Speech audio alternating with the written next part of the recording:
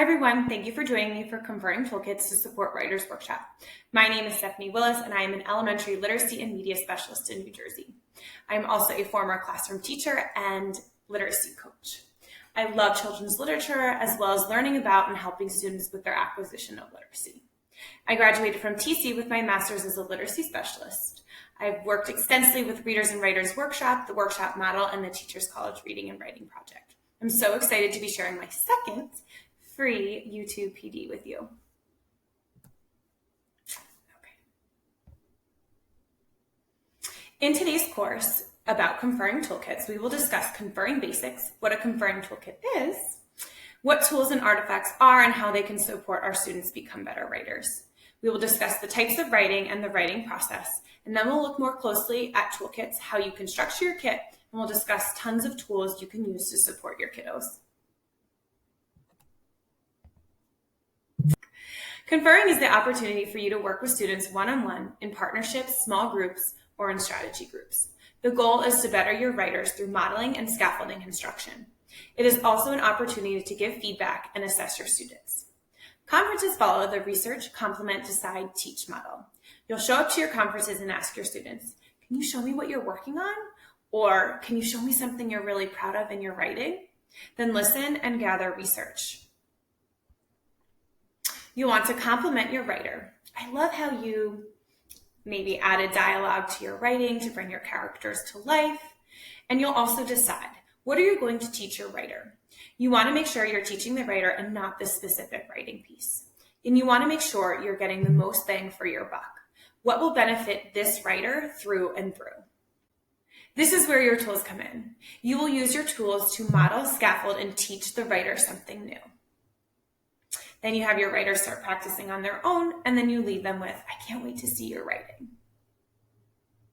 So now you've decided what you're going to teach your writer. You are going to need tools and artifacts to help model and scaffold instruction. We'll talk a little bit more about what those tools might be in a minute, but you're also going to need a place to keep all of those tools handy. I can't tell you how many times before I had a toolkit that in the middle of a conference, I'd be like, oh no, I need and have to get up and run to find the tool that I needed and wasted so much time. So finally, I put it all in one place in a conferring toolkit. So a conferring toolkit houses any and all tools and artifacts you may need or want to use during your writing conference. I happen to choose an accordion folder.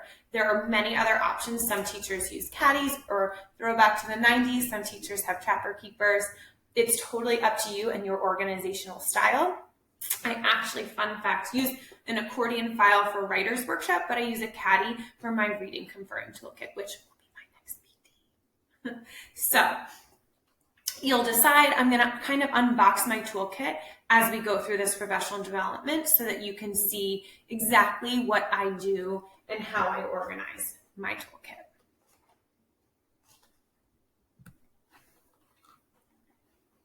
Okay, now, as I go through my toolkit, I'm going to explain my tools, but also what those tools are. So tools can be anything from a spacer man in primary grades, lettering guides, or leads for mentor texts, or even those mentor texts themselves.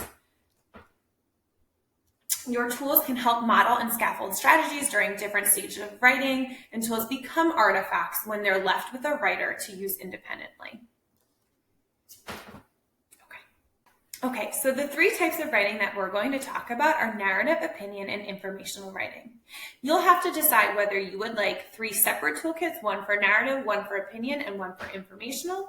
I keep my three types of writing in one accordion folder. And when I get to the writing section of my accordion folder, then I break it up into narrative, opinion, and informational. For me, it's easier to keep it in one spot than have it in multiple spots. That's, again, totally up to your organizational style.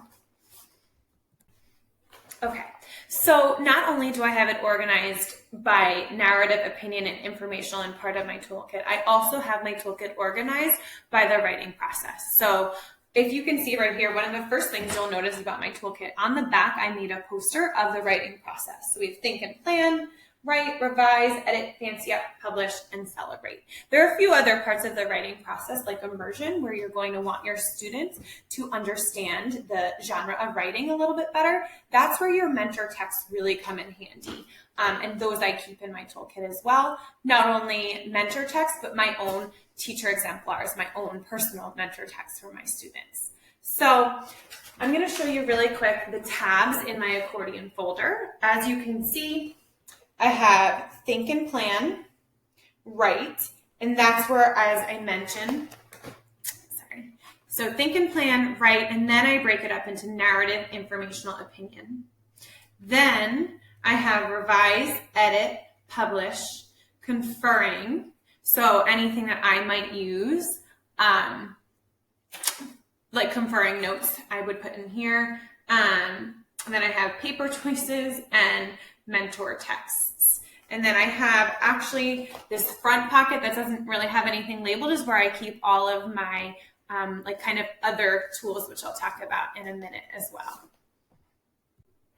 Okay, so as far as immersion goes for the writing process, that's where you're going to want to really help your students with mentor text. Teacher exemplars are really important. Student exemplars are important. If you ever take some published work from previous students, keep that and then, mark it up if you want or use it to mark up with your students.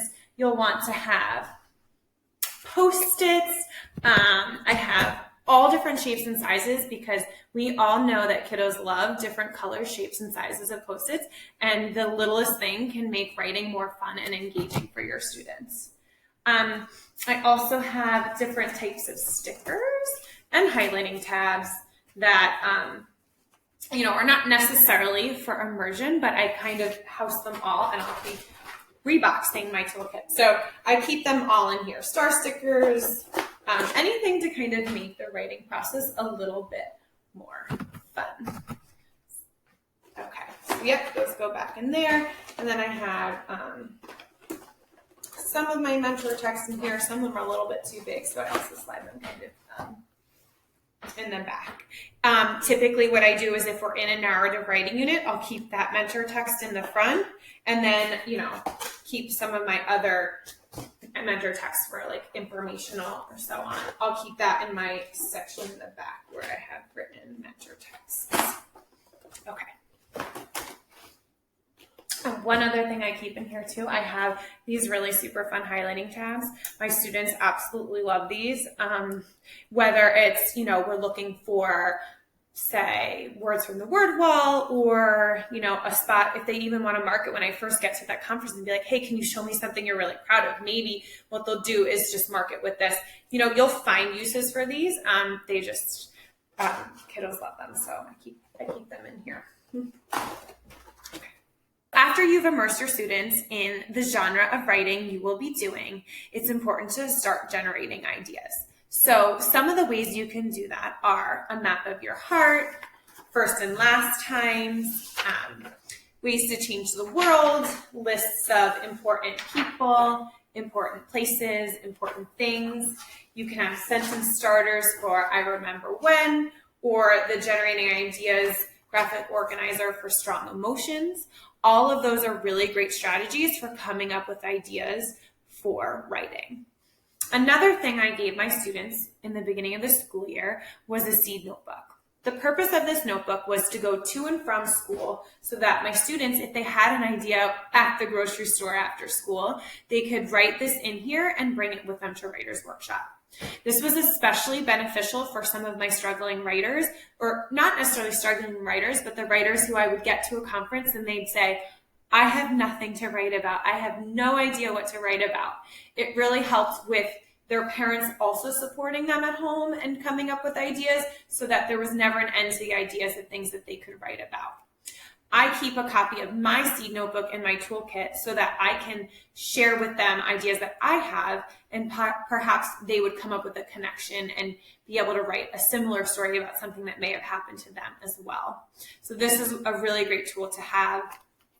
You can keep idea webs, and pictures and photographs are really important. My students in the primary grades decorated their writer's workshop folders with photographs, and my students in third grade and the upper elementary kiddos at my school decorated their writer's notebooks with photographs. Those are all super helpful for generating ideas, because you can look at a special person or think of a special time or place where a picture may take place and come up with ideas that way. One specific thing, when I was doing reviews or opinion pieces with my kiddos, I gave them a separate review notebook. It's essentially a seed idea notebook, just was a little bit more specific to opinion writing. And I encouraged them to take these around with them anytime they went to a place. Because for first grade writing, we had them review a place that they loved or perhaps didn't like. So any kind of seed notebook is really, really great. So now that your student has chosen an idea that they would like to write about, it's time for them to start planning out their story. One of the ways my students in primary grades started planning out their story was rehearsing across their fingers. They would also touch and tell on a blank booklet. So in your writing toolkit, you might want to have some blank booklets just so that they can kind of touch and tell and start sketching across the pages of a booklet. In the older grades, I often had my students fill out a story mountain where they would write the actions, but also the feelings to plan out their story. You might have some boxes and bullets, rehearsal stems. You can use timelines. And similar to the story mountain, you could have a timeline for actions and a timeline for feelings, storyboards, index cards, and also W questions like who's in the story, what's going to happen, where is it taking place. Any of those resources can be put in your toolkit for you to kind of grab and use when you get to your conference, or if that's what a student would like to work on. So we've made it to the writing part of our toolkit. Your students have thought of an idea, they've planned out their writing, and now you're here to support them in the actual writing of their stories. As I mentioned before, my toolkit, I set it up when I get to the writing portion. I then broke it up into narrative, informational, and opinion writing. You're going to want to make sure that in these sections you have teacher exemplars. You're going to want to make sure you have student exemplars so that you can use those to teach some of the skills and strategies you want your students to acquire. Those are some of the most important teachers or tools that you could have in your toolkit. It's also really important to make sure that you have examples of those exemplars based by the grade level progressions. So those are available in the Writing Pathways books, but you can also kind of just think about your writers and make sure you do that based on what your expectations are. So I know when I was creating exemplars in first grade, I wanted to make sure that I had a blank booklet.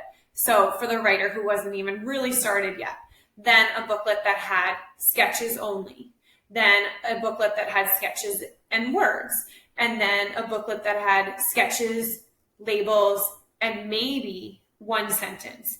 And then you want, an exemplar that has sketches, labels, and words with details and descriptions and the dialogue set in.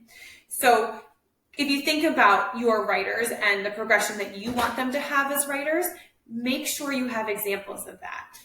And make sure you have examples of that for each type of writing: narrative, opinion, and informational.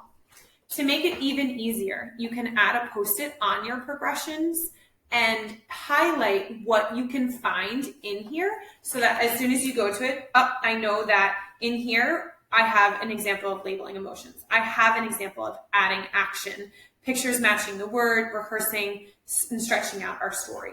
So I have go-to exemplars based on the progressions are so super helpful. You also might want to keep the illustrated writing checklists also available in Pathways in this section, because sometimes for some students, knowing this is what I need to do first, next, and last is extremely beneficial. So as I mentioned, you're gonna want that for narrative, opinion, and informational writing. And then I put it, as I mentioned, in different sections. That's up to you. So after your students have written their stories and they're ready to revise, you're going to want to make sure that, yes, you still have some of those exemplars of writing that have been taken through the revision process. You're going to want to make sure that you have revision strips so that they can tape these into their story in order to add details and descriptions. You might want some different colored pens or markers to kind of show where they've added to their writing. Here you might also want to have sticky notes because sometimes it's easier just to kind of stick those in there. You're going to want to have revision checklists. One of the things I do with my students is I take the revision checklist and I cut them into little pieces, and we play a little game called Prove It so that they can tag the evidence of revising. So that's a really cool thing you can do. I have an example on one of my editing checklists where the student stuck it in there to show me, look, I did revise my story and this is the spot where I did so. Because you might have students using those revision strips, you might want to throw a little thing of tape into your toolkit. Another really cool thing that I've seen teachers do is add sheet protectors into their toolkit so that they could slide a piece of writing into it and kind of show a writer exactly how they're revising their stories. And so they can like write on it without actually marking it up. That's a really great tool to have as well. After your students have revised their stories, it's now an opportunity for them to edit and fancy up their writing. So again, those student exemplars based on the progressions are going to be really important. You want exemplars with editing marks, with a title or a cover page added, colorful sketches. So when my writers are writing in Writer's Workshop, I let them use a one-color sketch. So they're only allowed to use their pencils. And then Fridays, I often did Fancy Up Fridays where they were able to fancy up their writing, but I try to limit that because you could have a kiddo who wants to color for 40 minutes. So usually I stick to one color sketches, but when it comes to editing and fancying up, it's really important that they add in those colors to their story. You'll want to have editing checklists. Again, I cut up the checklist so that writers can tag their evidence.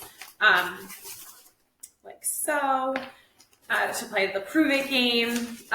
You might want your spacer man here because oftentimes you might find a writer who doesn't put enough spaces between their words. This is a good tool for that. A list of adjectives. So sometimes students will want to not only fancy up their pictures, but they'll want to fancy up their words and use more descriptive words in their writing. You might want to keep a whiteboard and whiteboard markers in there. And the reason for that is maybe you want to help a student really stretch out a word that isn't spelled correctly.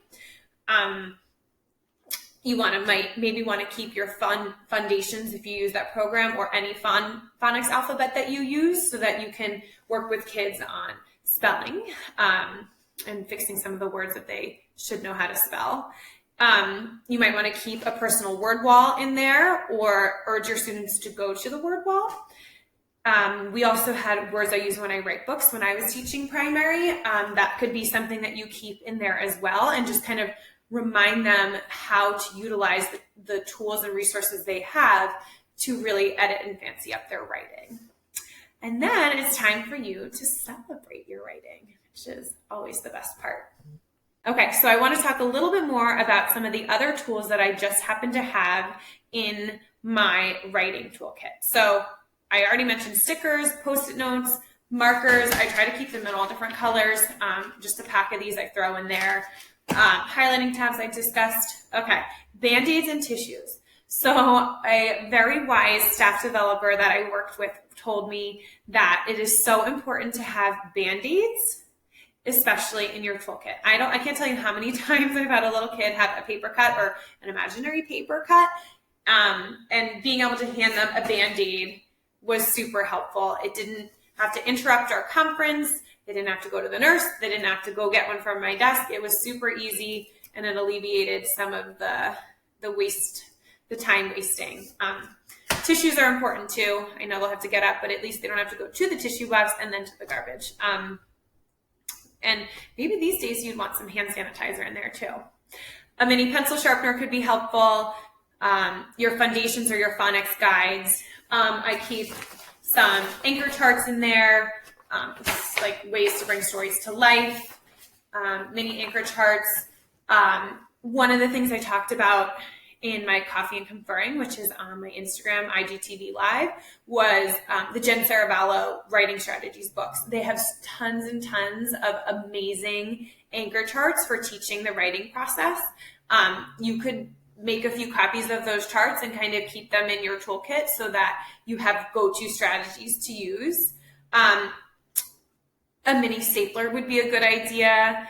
A list of your teaching points is really important to have. So it's possible that you'll have a student who's like a little bit ready to move on before the rest of your class. So give them a lesson that's in the next few days. Or it's possible that you're going to have a student who needs a little bit of pre-teaching. So working on a mini lesson in advance is a good idea as well.